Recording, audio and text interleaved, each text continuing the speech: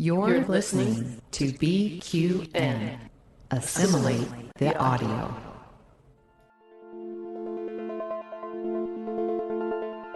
Infinite diversity.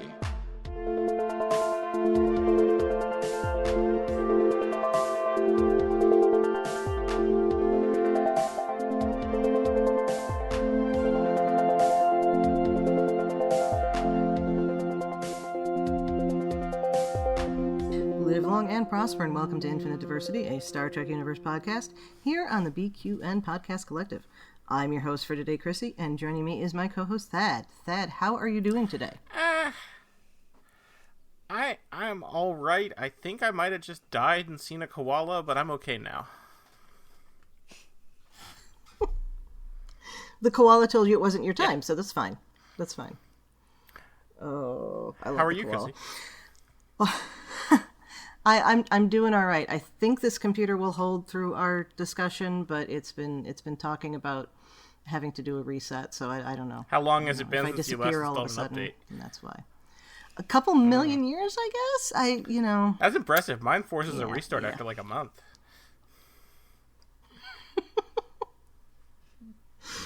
Trying to think of what a couple million years for a computer would be distant origin theory, right?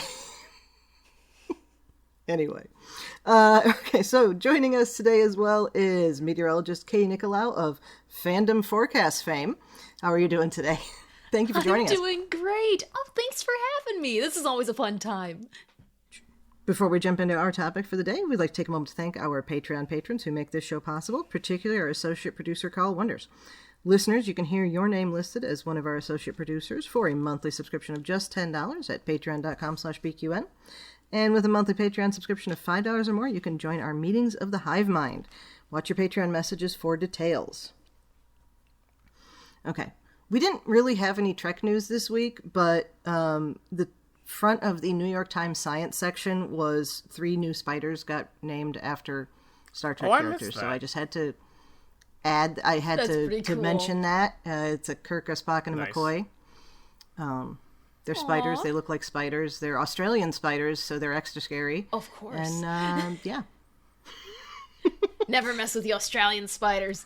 Australian wildlife in general. Yeah. Mm-hmm. Yeah. Unless you're accompanied by a person with the last name of Irwin, do not attempt. And sometimes Yes, even and then. even then. Even then. All right, so spiders and all that. But this week we have a new episode of Lower Decks, and that is In the Cradle of Vexilon. Initial thoughts, first impressions on this. Katie, what'd you think? Well, they started by referencing weather, so I was happy about that. That's true. It's not very often that you end up getting weather in one of your favorite shows. And so it was cool to see. And immediately my first thought was, well, there's another thing for a fandom forecast. So it was a win-win. So does this mean Awesome. Sub Rosa is one of your favorite episodes? It counts in a special little corner of my brain, but otherwise, no. Actually, I'm thinking, like...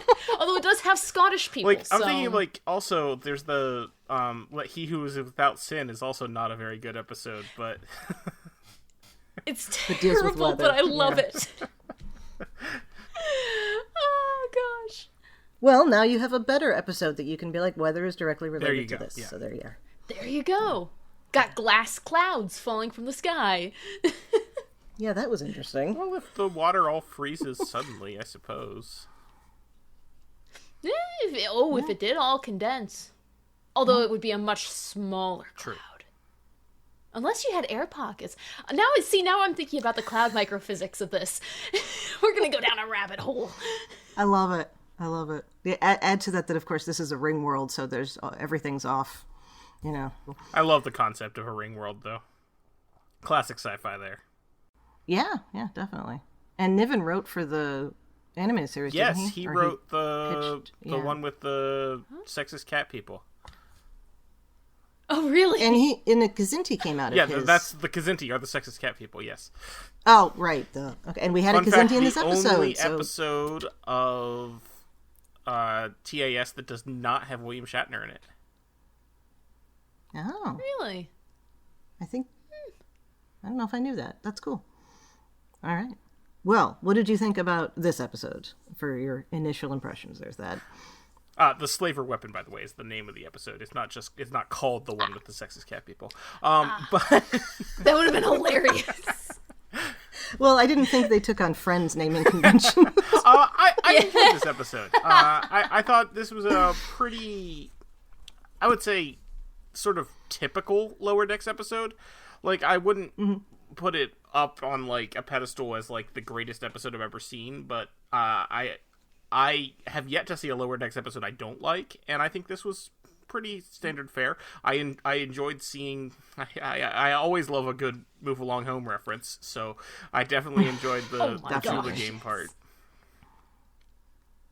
Definitely. All right. Well, we start out with the Corazonia Ring world, which was described as bespoke, which I thought that was great. Well, if it's millions of years old, it fits perfectly with all of the rest of it. Yeah. Is this the first time we've run across a non-evil megalomaniacal computer running a society?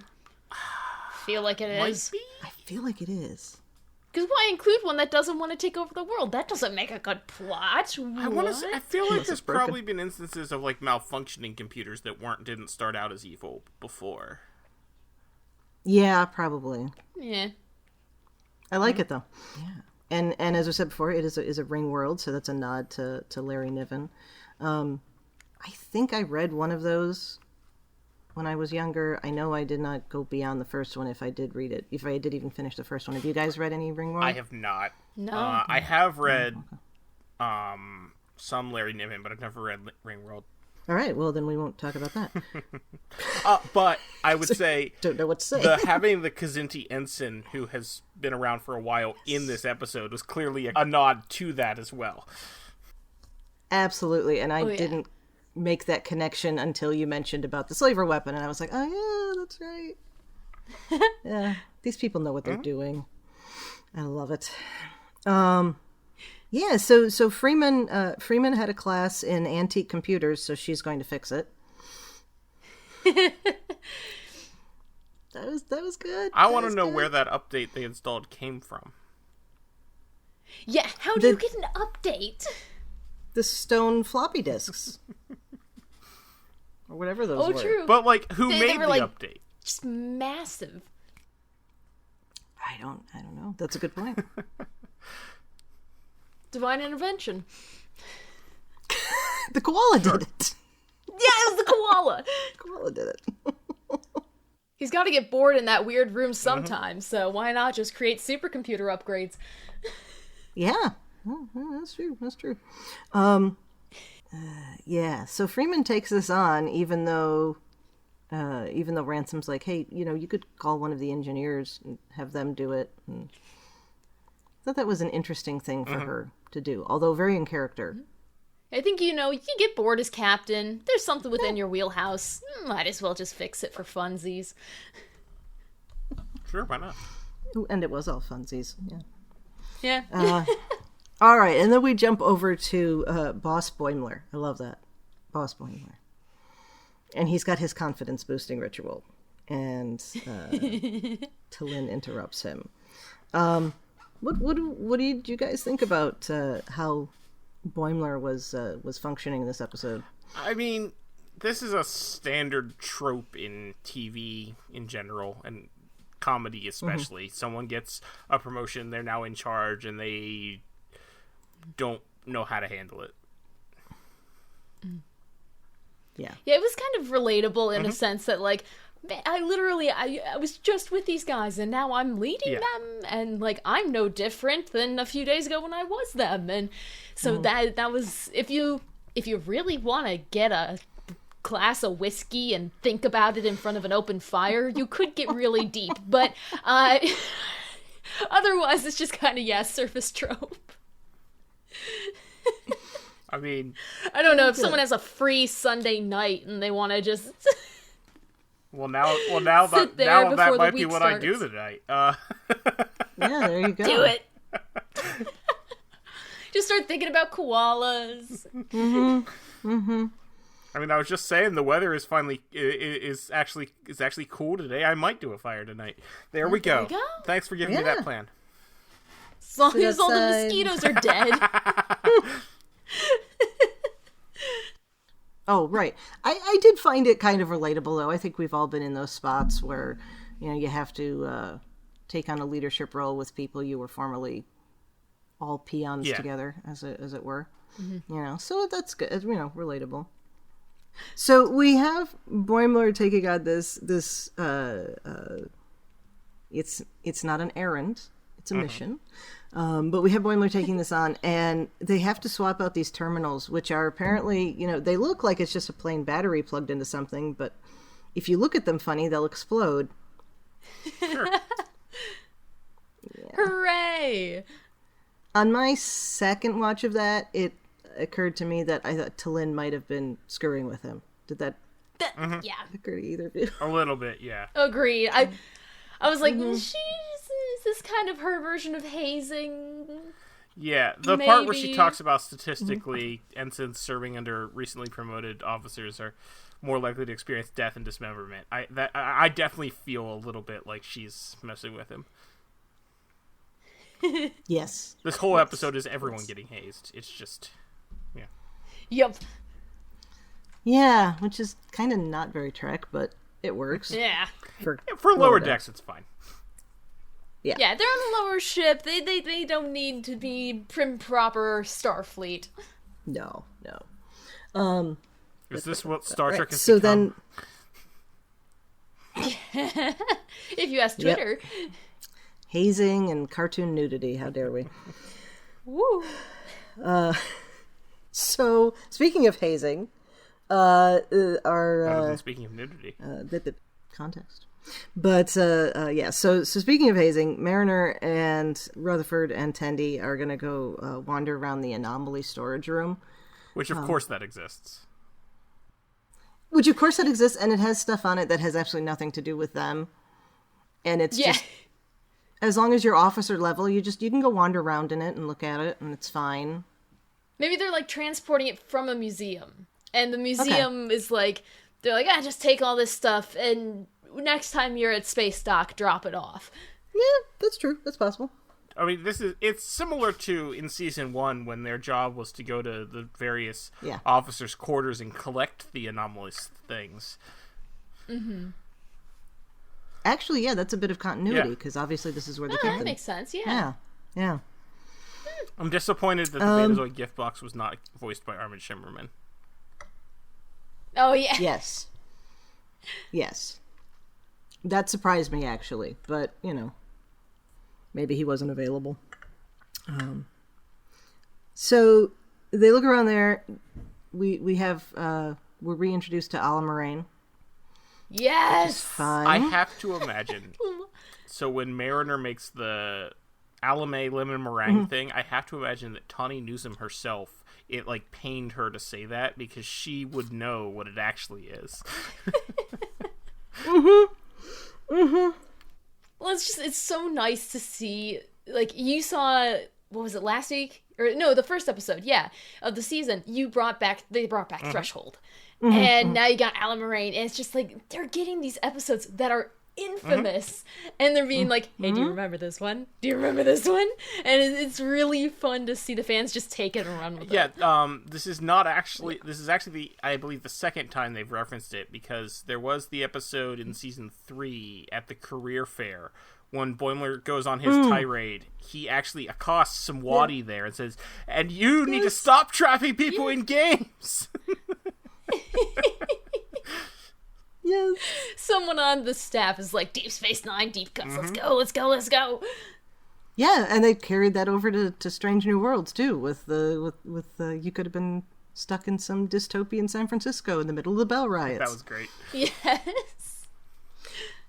Very random, but related. Okay. When you're watching this on Paramount Plus, if you let whatever episode of Lower Decks is the last in the list run to the end, does it prompt you to watch those old scientists? No, it Is that the next thing it immediately will plays? start showing me Picard every time. Oh, interesting. Okay. Yeah, I think it just goes to whatever Star Trek I was recently watching lately. Mine no matter Always goes what to else. Picard for some reason. It doesn't matter what Star Trek I'm watching. When I'm done with it, it wants to show me Picard. It's like, hey, you wanna relive this? Yeah. Well, is it season 3? At least if it's season 3, it's a little more fun. Okay, there you go. Okay, well, mine, ever since the new season started of Lower Decks, when I get done with the episode, it's like, you want to watch those old scientists. It just Okay, but how many times and I was wondering, have you watched those old scientists? All told, maybe half a dozen. You know? Really? It's not like I have it on every day. Okay, so I was thinking, like, if you had watched it, like, 20 times on Paramount Plus, it might just be like, she wants to watch those old scientists all the time. Yeah. Yes. Default. And this is an example of me maybe thinking that Paramount is better at the marketing than they actually are, because I was asking you this thinking that maybe they were doing that on purpose, that you get to the end of whatever Lower Decks and then they're going to go like, hey, did you know that there's Lower Decks over here? I mean, but that's giving them more credit. Yeah, that would be smart, actually, because we obviously cannot possibly imagine not knowing about those old scientists, but we are not representative of the average person who watches Star Trek. No. Yes. No. True. No. So there probably are some people who don't watch Strange New Worlds, and I definitely judge them for that. But they who don't watch Strange New Worlds but do casually watch Lower Decks who may not know. In fact, we talked about this last week. There was someone on a Facebook group who actually asked, what is Mariner talking about when she mentions that Pike thing? Because they hadn't seen it, and they didn't know. I don't really understand how you can be a Lower Decks fan and not also watch all the other Star Trek, because I feel like you're missing like a good third of what Lower Decks is if you haven't seen all of the other Star Trek before you watch Lower Decks. And of all the new Trek, too, like, I feel like Strange New Worlds and Lower Decks are cut from a similar cloth. They're both bright, they're both vibrant, they both have fun. Like, the disconnect between Picard and Lower Decks is very real. Same thing with Discovery and even Prodigy. Like, they're both animated, but it's more of a family show with no cursing boxes. Yeah. But it definitely, I think the closest connector is going to be to Strange New Worlds. So, yeah, I don't know. But yeah, there are. I'm sure there are some people who, in the same way that I know there are people who watch Strange New Worlds who don't watch Lower Decks because they don't like animation or they don't like fast-paced comedy, etc., etc. Yes. What? There are. But the animation is so nice in this. There are probably some people who enjoy the comedy of Lower Decks but are not as big a fan of regular sci-fi shows. Yeah. My brother, he really enjoys the Lower Decks humor, and the original series is very humorous. In a different way, I'm sure. I wouldn't show him, like, Discovery. But not in the way it's supposed to be, I want to show him the animated series, just to see what he thinks. The animated series is the best Star Trek to watch when you are drunk. There you go. Oh, yeah. Yeah. But don't. Well, and then you add in that short tracks that could be, if you are drunk searching the animated series and that pops up, you would just be like, what? I would probably say, so far at least, that the only way to watch very short treks is when you're drunk, because otherwise, it feels like you're drunk watching them, doesn't it? Or and that comes from a person who literally can't drink because of migraines. Like, I'm assuming this is what drunk is. Nothing makes sense, and it's all a little fuzzy. Yeah. You kind of forget about it, and then remember it when you're like just alone in a room, and you're like, "That happened." Yeah, I hope the next two are better, but I don't think they will be. I have some faith that some of them will be better. Because we got, what, Voyager and Next Gen? Yeah. Yeah. Yeah. And I know Aaron Walkie of Prodigy wrote one of them. And yeah, so I that trust will Aaron. I suspect that Yeah. it won't be like the other two that we've seen so far. But yeah, we'll see. It feels like the other two have been people who are trying to write Lower Deck style, but don't know how to. Yeah, kind of. Missing the mark completely. Missing the mark, yeah. Like, trying to make it animation funny, but kind of just going into the crazy realm. I will admit that this past week's was better than the first one. Yes. It was. But, yeah, it's still not... Well, like, I enjoy all forms of Trek in one way or another. I can find something good in all of them. This one's just been interesting. I liked the idea of Hemmer was given the task of talking about First Contact Day and said, this doesn't make any sense for me to talk about this, and appears to be half drunk and then passes it off to Spock. I thought that was a beautiful premise. I admit, I did laugh when Spock said that this is not the only time T'Pring left me for another man. Do you want to see the other clips? I laughed at that. Yeah. That was pretty good. Mm-hmm. There's like, the first episode was just open mouth, huh? And the second one is like, okay, this is what this is going to be. Yeah. Which brings us back to Lower Decks. Woo! Side road that came back. So they have to go scan the entirety of the Isolinier storage room.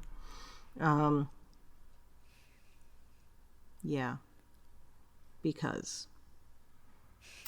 as someone who is young in an industry that isn't very kind to young people, I kind of relate to that. Just getting somewhat meaningless tasks that feel like a robot in that age could do. Yep. I don't know if this was the first time I realized this guy's name was Dirk. Because, I mean, he's been in it from the beginning. Yeah, I don't think I knew his name before. Yeah, I don't know. I didn't know his name until you just said it, so shows how much I pay attention. The only reason I looked it up was so that I could put it in the outline. So I just call him Random Lieutenant Guy. So then they're talking about this, and Tendi thinks it's hazing. I thought it was a nice little touch that Rutherford didn't know what hazing was. Yes, that was cute. Mm-hmm. That was nicely done. Do you really think they don't do hazing at Starfleet Academy? There's no way they don't do some kind of hazing at Starfleet Academy. If you're in a certain group, I imagine they're like you get the jocks and the band geeks, and we all have our kinds of hazing. But if you stay away from those groups, maybe he lost. But also, we've established Rutherford doesn't really have most of his memories from Starfleet Academy, so there's that. True. Yeah. Here, I was just thinking it was a nice commentary on how Starfleet isn't terrible like that, but no, you're probably right. I don't know that. My guess is, I doubt they do like some of the hazing that sometimes makes the news, where people's lives are threatened. No. But I am sure they still do lighthearted, gotta, make the new kids do something ridiculous and thing. Yeah. There's no way they don't do that. Go pick Boothby's flowers. I was just thinking something Boothby related. Yeah. And probably the first time anybody has to clean out the holodecks. Oh, Yeah. You will smell disgusting. But anyways, oh yeah, the ship cleans itself except for that. Yeah. Right. So they have to go through all of the Isolinier chips by hand because they do, and they have to watch out for it overheating, and they have to watch out for random gas being vented into it to keep it from overheating too much. Yeah. And then Billups has a pet ferret that's loose. I feel like the ferret really shouldn't be in the room with the overheated chips and the nitrogen gas coolant. No. But at the same time, having had pets that get into places that they shouldn't, it makes sense to me. I'm 100% sure that, was it Dirt, you said? Mm-hmm. What was his name? Yeah. Dirk. D-I-R-K. Yeah. I'm pretty sure he put that. Oh yeah, especially given the final scene of the episode. Yeah. It was like, that also is a big risk, taking your boss's pet and shoving it in a very dangerous hot place. Because I get nervous when my cats get close to the kitchen, let alone a bunch of isolinear chips with coolant every hour. Yeah, I didn't think of that. That he would have, that he might have enticed, what was his name? Lancelot out of Billups's quarters. Yeah. It's like, it reminds me of Scotty in the Kelvin timeline transporting Porthos into nothing. I mean, it probably wasn't Poor Jonathan Porthos. Like, one of them. it'd be Porthos the 52nd. Right, like... Porthos is immortal. What are you talking about? Like, I'm pretty sure Porthos didn't until live Scotty showed for up. over 100 years. But, you never know. Yeah. Maybe. I mean, we do have a lot of time travel shenanigans that happened with Archer that we don't know That's about. True. Maybe he's got an immortal Porthos. So Lancelot's loose. They have to figure this out. They decide that it is hazing, and they are going to set up they call it hazing, but it's really just a practical joke, I guess. And it's not hazing when you're doing it for the people that have been there. Yeah, like there isn't reverse hazing. It's not a thing. Revenge. Yeah. It's just revenge. So they set up the Wadi game in. How do they get into Dirk's quarters? I mean, I don't. Right? Yeah. It doesn't Probably matter. Rutherford, zip zap True. zop, open the door. Yeah. True. And they do all that, and then they find out that he got stuck in the game as a child. The entire time he was telling that story, I'm just like, oh, he's punking. Yeah, well, I'm looking at the guy, I'm way. like, I don't think he's young enough to have been stuck in the game as a child. Because Move Along Home was our first contact with the Wadi. And that would have been like 10 years ago or something, from their perspective. Yeah. I didn't do that math. I mean, I'm sure it's not exactly 10 years, but it's something like that. Yeah, no, but you're right. Wait, this is 2380, and Move Along Home was first season DS9. I know Voyager started in 2371, so first season DS9 would have been 2369. So yeah, 11 years. Yeah. There you go. There you go. So yeah, he's obviously making up that story. I thought it was. There is a nice touch to that in how dangerous it actually is. Mm-hmm. I feel like after the first time you watch Move Along Home and you know what's going on, you don't feel the danger in it anymore. But it's it's good to be reminded. Yeah, so. Especially because I don't think. Okay, it could happen if you truly didn't know, but like if you die in the game, you just get right. You just go back to. Just get sent back to real life anyway. Yeah. So, like, a kid could get trapped if the kid doesn't know that all they have to do is lose, and they would still get out. True, yeah. True. And, yeah. The thing that bothered me about that was, where was his parents? I was like, you were trapped in it for a month? Yeah. Were they trying to get you out for a month? What was going on there? But, So, right, so then they have to undo all of it. Well, Mariner hears all about, what was it? Some kind of spit jazz? It was, gross. Yeah, it was, Tellarite something. Slop jazz, that's what it's called. Slop jazz. Tellarite slop jazz. I don't want to know. Horrific. I don't want to know. So that was beautiful. I thought that whole thing was very classic Lower Decks. Yeah, you go through all this runaround, and so that does get resolved, and then of course it turns out at the end that it was hazing. Mm-hmm. Okay. And then we'll go back to Corazonia. And we're going to try to put the... Freeman runs out of ideas for how to fix it and calls up Billups, and Billups is freaking out about Lancelot being loose somewhere on the ship. which I totally relate to. Oh yes. And yeah, and then he says something about safe. Is it safe to jiggle the connectors? And she's like, "Oh yeah, safe mode. That'll fix it." Just gotta press F8. Yep. Yeah. Control, delete, end task. So that then tries to return it to factory settings. Which means it's rebuilding the planet or the ring world as if it's primordial. Oh man. Yeah. I was kind of hoping for a moment that it would turn evil at that point and they'd have to turn it off. I thought that's where it was going to go. My favorite bit here was when was as it's, the planet's reverted to a primordial state and the volcano pops up and T'Lyn is just like, fascinating. Yes. A mountain or possibly a volcano has appeared. Ah, it is a volcano. It's a volcano.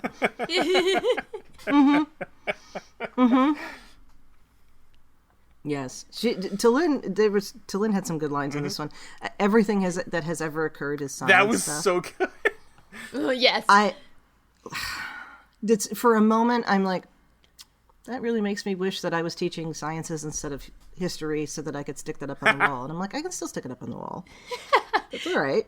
Right. So we are in safe mode. We got to redo the battery thing that Boimler is working on. And he's, meantime, has taken it all apart completely himself. What did you guys think about that? I mean, this is it. Did you feel like this was in character for Boimler? Oh, absolutely. Yeah. Yeah. Okay. I mean, Micromanaging, overachieving Boimler? Yeah, absolutely. I like that. Yeah. Yeah, I thought it was too. And after the first round, one of the ensigns says, "No, I don't think we did understand it." So then he just like, okay, then I'll do it all. Yeah. And the thing is I don't think she meant it that way, because I thought at first that it was like kind of a bit of a, no, I don't understand this. You keep doing all the work. But then she's like, I'd like to do something with what I'm doing, which I thought was kind of interesting. Maybe she got bored after a while. So yeah, as we said, this is not an unusual trope for sitcoms and all of that. And then he has to let them help, because everything has to go back in as quickly as possible. And then he has a Kobayashi Maru moment almost. He has to accept its self-sacrifice. And then he ends up meeting the koala. With the Black Mountain outside. Yeah. Apparently that's a reference to, what did I read? Twin Peaks? Twin Peaks, yes. Yeah. And I didn't watch Twin Peaks, so I don't know. I have, but it was a very long time ago. Yeah. Okay. Well, that's it. I just see what people talk about on the internet. Yeah. It was always on my list, People but do talk about a lot of things on the internet. Oh, yes. All right. So he gets everything fixed, and he appears to be dead, but then he's revived, and then and then he dies again, and T'Ana says, "Give me more of that stuff that worked last time." I love that. Whatever it was, yes. Yeah. I don't know. She never knows. It's all right. It's all good. Yeah, and when he's first revived, she's just like, I can't believe that worked. That yes. Worked? That was beautiful. That was. Yeah, and then we're back to the ship, and then the computer's back in functional mode, and we're back to the ship, and all is well. And we find out that it really was hazing all along. Yeah. Which is par for the course, I think, with Lower Decks. That's perfectly done. Right. You know what the problem is here is that we had so many really deep, heavy things that were going on with Picard and then Strange New Worlds, and I'm trying to think of stuff to talk about with this. You're trying to find morals, meanings, and messages? Not even that. I'm just trying to find... more like, what can we discuss? Yeah. So that's it. So it's, I think, as you said, pretty typical Lower Decks episode. It's a fun one. Yeah. Yeah, the nice thing with Lower Decks is it's not like every moment has to be high octane, like meaningful, this and this.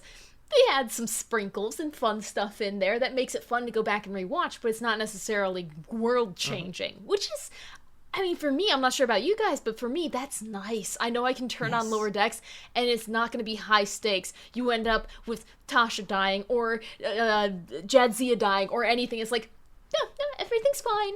He's going to die and then come back. It's just what it is. And that's what makes it such an easy, digestible watch for me. And this episode is another one to add to that watch. Definitely. I think that sums it up well. I like that. It's a fun Saturday evening cartoon. There you go. Yeah. Was there anything fun weather-wise that you want to talk about, Katie? I don't know if there's anything. Oh, the glass clouds falling down and everything. Yeah. I love when the weather goes crazy, especially if it's in like a place that's controlled, because I imagine, I already get messages from viewers who are like, you control the weather, and you sent a hurricane to this portion of the country because you don't like these people, and you sent a hurricane to this portion of the country because they don't fit your political agenda. And I'm just sitting here, I'm like, hurricanes have the power of like 1 million atomic bombs. A single supercell thunderstorm has about 5 atomic bombs worth of energy. What makes you think we can control that? And so it's so funny to me, like, if the sky was actually falling, how people would just be like, what's going on? Are you doing this, this? And like this time would be like, oh yeah, sorry, we rebooted our computer. Oh my god. So just as a meteorologist, I'm just sitting here like, oh, what if that happened? Because I know I just wouldn't go to work. I'd tell my friends and family and my viewers who follow me on social media, I'd be like, here's what's happening, guys. Just the world's ending. Goodbye. Yep. See you on the other side if there is one. Exactly. I'll see you in Stovacor. Oh, right. So that's an episode of Lower Decks, and it was fun. And I think we need some good fun right now because there's a lot of other crap that's going on. And anything else we want to talk about with this episode? Oh, I really like their use of color in this episode. Okay. Totally random, but that's awesome. No, I've been going back and I've been rewatching like the last few seasons of Deep Space Nine, and it's kind of like the last few movies of Harry Potter, where it kind of switched more towards a grayscale. The uniforms change color, and this and this and this. And for me and my KDHD, as it is called, I love colors, and so just seeing that the isolinear chip room with all these pops of neon green and like just it's so aesthetically pleasing to me, and I really like that about this episode. Yeah, I didn't even think about that. I like that. The blue on the blue screen of death for Vexilon was perfect. It was exactly that Windows. Oh, God, I don't want to see that blue. Yep. And there was lots of stuff in the anomaly storage room that, has been gone over elsewhere. Yeah. That just reminded me the one with the Betazoid box, and it's like, did I just live an entirely different life? I miss my wife. Yes. I like when it very specifically says, "This is a message for Rutherford. I want to, live in your quarters." Yes, and it's like, is it sentient? Yes. No, So it just creepy. picks things up. Like, how did it pick that up? I didn't know Dr. Talon was in here. That was good too. Yeah.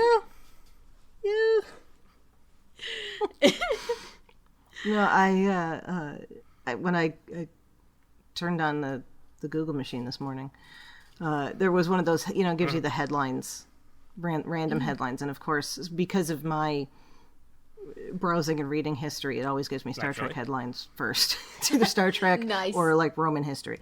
So, which is actually, how I found out about the spiders. So, so it said the headline was something to the effect of Lower Decks takes one of Next Gen's most emotional episodes and turns it into a punchline. Yep. And I was like, wait, which one? And so then I had to open it up and look, and I was like, oh yeah, That was a whole lifetime that you lived over there. Oh, I didn't even think of that. Well, how would a box live? Oh, you didn't... It's Yeah, I didn't Inner even Light. think of that as an Inner Light reference. Yeah. But yeah, no, that makes perfect sense.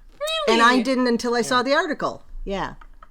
Oh man, no! As soon as I saw the little thingy, because what is it? At Comic-Con, they had that as a pendant necklace, Oh, and yeah. so I know the shape of it. I was like, "Oh, I know you."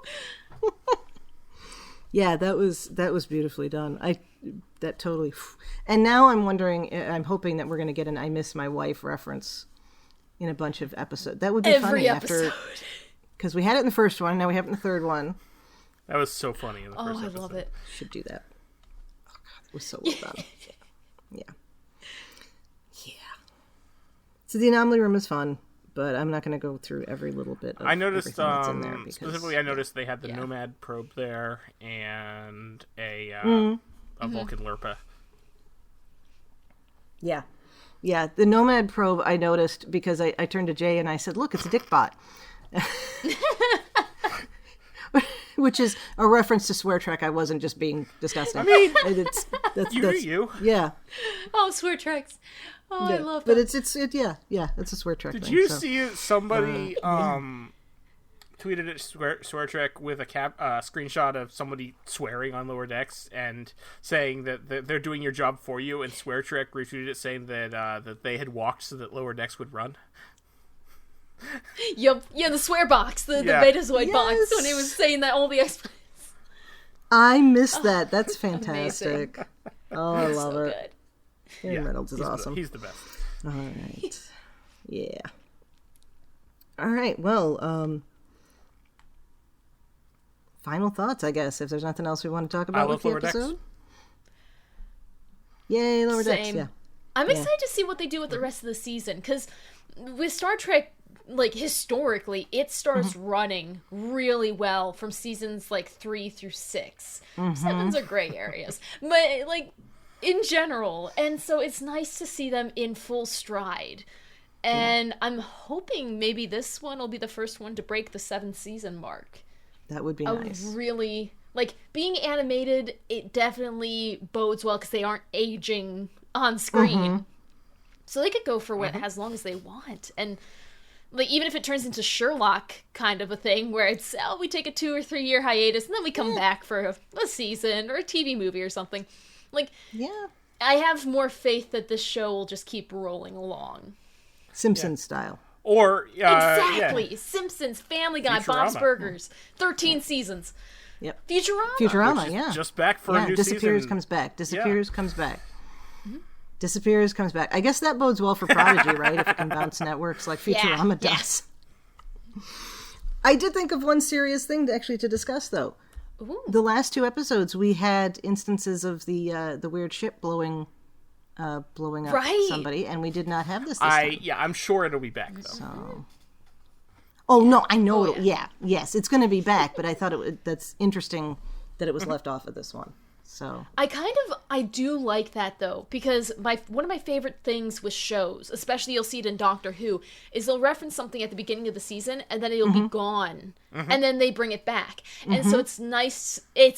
I love that they don't just pull a villain out of the hat and throw it in like, oh yeah, it's been here the whole time. Like they're actually making it here the whole time, and that gives them a whole lot to play with. And I'm so thankful that they're thinking ahead, because that makes it a much more enjoyable viewing agreed. experience. 100%. Yeah. All right. Feels like it's not long enough if it's not an hour and a half here. It's an animated one. It only has to be half an hour. Exactly. Yeah, exactly. All right. Well, Katie, thank you so much for joining us today. We're so glad you could be on. Where can thanks for listeners find you having me. online? And do you have any current or upcoming work you want to mention? Yes, so you can find me online at weather_Katie. I'm on all the galactic social medias. I don't update all of them, but if you really want to communicate, Twitter is an option, TikTok's another one, or just send a carrier pigeon. They seem to find me. And I do have an upcoming project, which is really exciting. So I have a YouTube channel called So Many Random Fandoms, because that's me. And we're doing a new show called Welcome to Our Cult.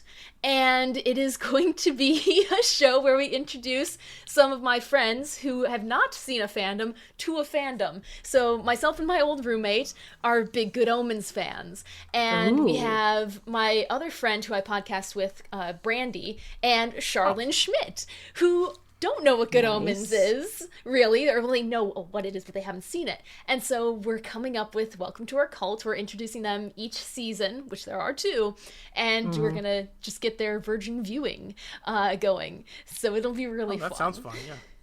Love it. I can't wait for the emotional trauma to be shared. I have yet to see Good Omens, but I read it years ago. What? It's on my list. I know. But I read it, so at least I've got the familiar... Yeah. Oh my gosh, David Tennant and Michael Sheen, I think that's my favorite casting of all time. Like, you have Patrick Stewart as Jean-Luc Picard, you have all these people in Star Trek who are amazing casting, but David Tennant is Crowley and Michael Sheen is Aziraphale, and season 2 will blow your mind. I'll have to do some binge watching here. Oh, it's only 6 episodes, 6 hours, you can binge it in a day. Yeah, that's doable. Well, I mean, it's 2 seasons, but yes. Well, yeah, 6 episodes per season, but it's only 12 hours. It's a whole...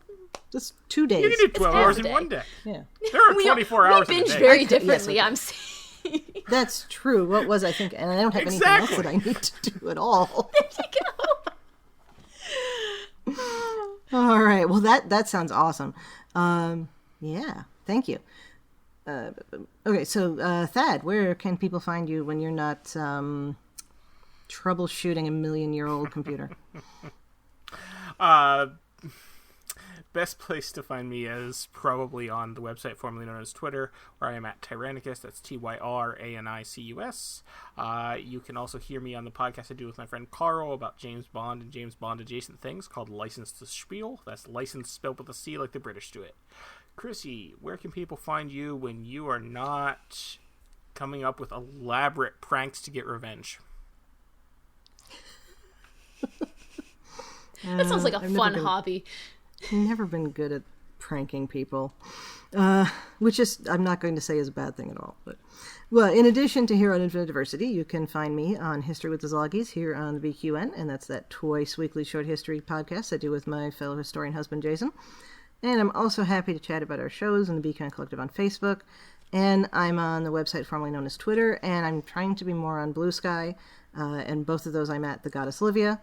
And there I tweet/post about Star Trek history and leftist politics. And while we're at the leftist politics, let me reiterate the solidarity with the striking workers, including my hometown UAW now. Nice. So nice.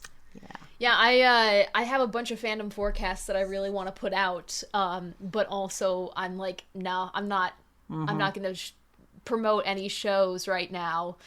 Yeah. Because this is utter bullcrap. Yeah.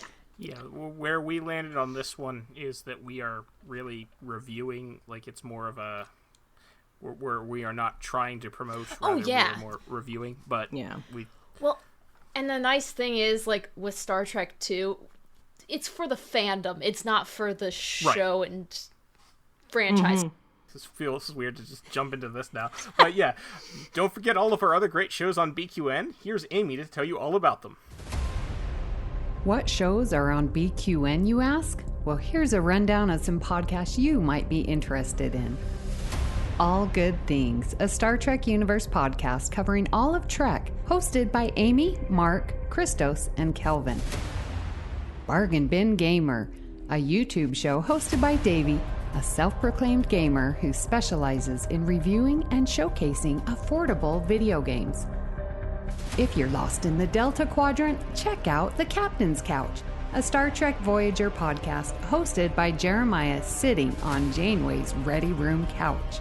Cinema Z, a film discussion and review podcast showcasing films you probably missed but should definitely check out, hosted by Mark, Matt, and Laz. Beam Aboard the Galaxy Class, a Star Trek Next Generation podcast covering all of TNG. Hosted by Amy, Joe, Rhea, and Kevin. History with the Szilagys, a snippet of historical events from around the world, hosted by Chrissie and Jason. For the newest Trek coverage, check out Infinite Diversity, hosted by Chrissie and Thad. Test your Trek knowledge with Trexperts Quiz, a Star Trek quiz show hosted and written by Davey. Union Federation, covering all things Star Trek and the Orville, which we all know is really a Star Trek show, hosted by Kyle, Kevin, Amy, and Haley.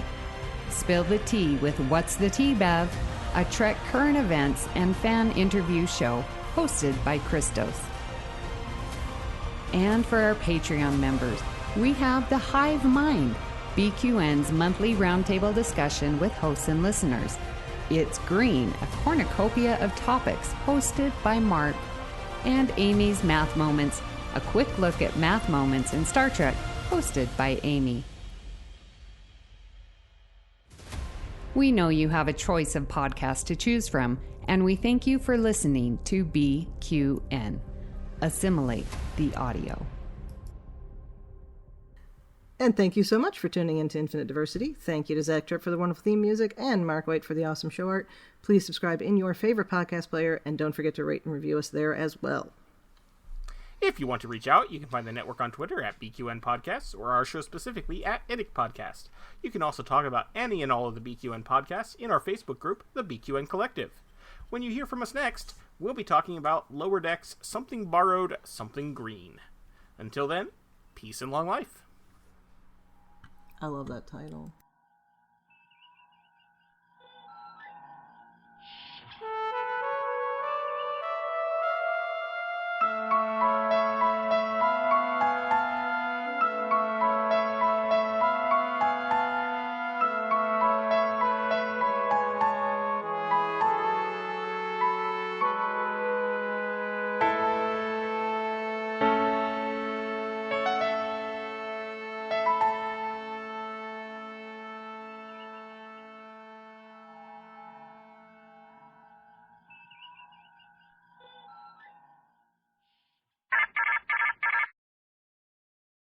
No, I think my grandparents had 3 dogs named Fritzy.